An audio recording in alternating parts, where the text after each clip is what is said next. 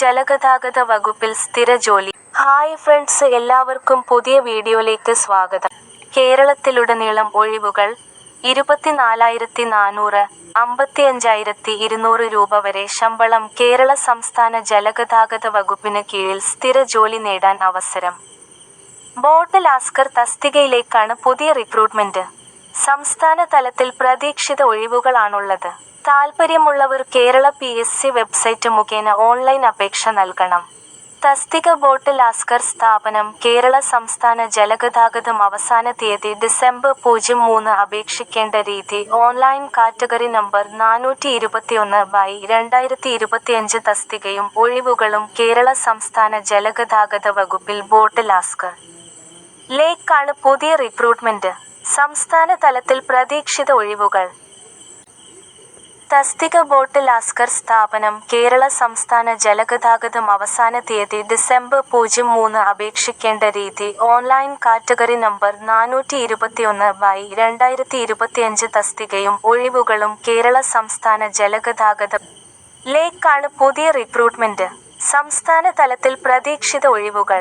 ശമ്പളം. തെരഞ്ഞെടുക്കപ്പെടുന്നവർക്ക് പ്രതിമാസം 24,400 രൂപ മുതൽ 55,200 രൂപ വരെ ശമ്പളം. പ്രായപരിധി 19-നും 36-നും ഇടയിൽ പ്രായമുള്ളവർക്ക് അപേക്ഷിക്കാം. ഉദ്യോഗാർത്ഥികൾ 1989 ജനുവരി 2-നും 2006 ജനുവരി 1-നും ഇടയിൽ ജനിച്ചവരാണ്. Also red. സമയം തീരുന്നു. 100-ലധികം ഒഴിവുകൾ.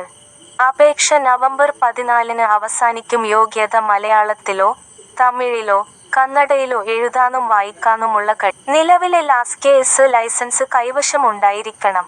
ഉദ്യോഗാർത്ഥികൾക്ക് തെരഞ്ഞെടുപ്പിന്റെ എല്ലാ ഘട്ടങ്ങളിലും സാധുതയുള്ള ലാസ്കേസ് ലൈസൻസ് ഉണ്ടായിരിക്കണമെന്ന് PSC അറിയിക്കുന്നു. നിയമിക്കപ്പെടുന്നവർ ജോലിയിൽ പ്രവേശിക്കുന്ന തീയതി മുതൽ തുടർച്ചയായ 3 വർഷക്കാല സേവനത്തിനിടയിൽ ആകെ 2 വർഷം പ്രൊബേഷൻ കാലാവധിയിൽ അപേക്ഷിക്കേണ്ട വിധം. ഉദ്യോഗാർത്ഥികൾ കേരള പബ്ലിക് സർവീസ് കമ്മീഷന്റെ ഔദ്യോഗിക വെബ്സൈറ്റായ www.keralapsc.gov.in വഴി ഒറ്റത്തവണ രജിസ്ട്രേഷൻ പ്രകാരം രജിസ്റ്റർ ചെയ്ത ശേഷമാണ് അപേക്ഷ. രജിസ്റ്റർ ചെയ്തിട്ടുള്ള ഉദ്യോഗാർത്ഥികൾ അവരുടെ യൂസർ ഐഡിയും പാസ്വേഡും ഉപയോഗിച്ച് ലോഗിൻ ചെയ്ത ശേഷം സ്വന്തം പ്രൊഫൈലിലൂടെ അപേക്ഷിക്കേണ്ടതാണ്. ഓരോ തസ്തികയ്ക്ക് അപേക്ഷിക്കുമ്പോഴും പ്രസ്തുത തസ്തികയോടൊപ്പം കാണുന്ന നോട്ടിഫിക്കേഷൻ ലിങ്കിലെ അപ്ലൈ നൗ-ൽ മാത്രം ക്ലിക്ക് ചെയ്യേണ്ടതാണ്. അപേക്ഷ ഫീസ് നൽകേണ്ടതില്ല. ഓരോ തസ്തികയ്ക്ക് അപേക്ഷിക്കുന്നതിന് മുൻപും തന്റെ പ്രൊഫൈലിൽ ഉൾക്കൊള്ളിച്ചിരിക്കുന്ന വിവരങ്ങൾ ശരിയാണെന്ന് ഉദ്യോഗാർത്ഥി ഉറപ്പുവരുത്തേണ്ടതാണ്.